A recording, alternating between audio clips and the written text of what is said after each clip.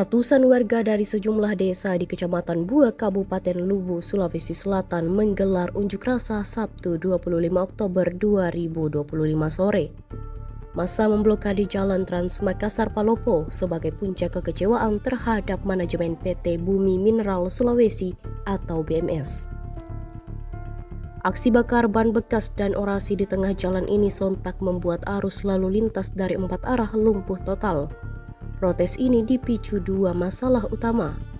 Di antaranya proses rekrutmen tenaga kerja yang dinilai tidak adil dan pemutusan hubungan kerja atau PHK massal karyawan lokal.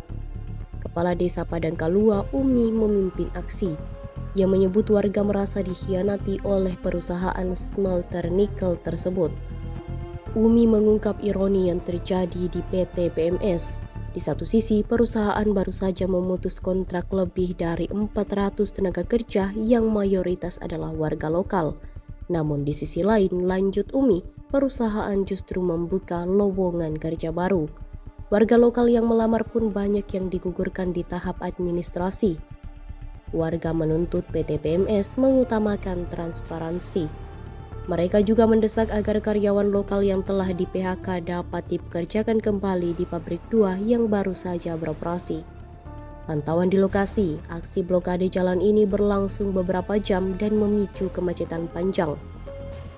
Petugas dari Polres Luwu segera turun ke lokasi untuk melakukan pengamanan dan berupaya mengurai kemacetan agar tidak terjadi bentrokan.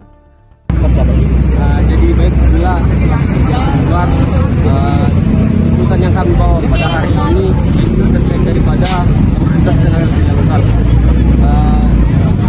bahkan terkait daripada transparansi daripada tenaga kerja lokal.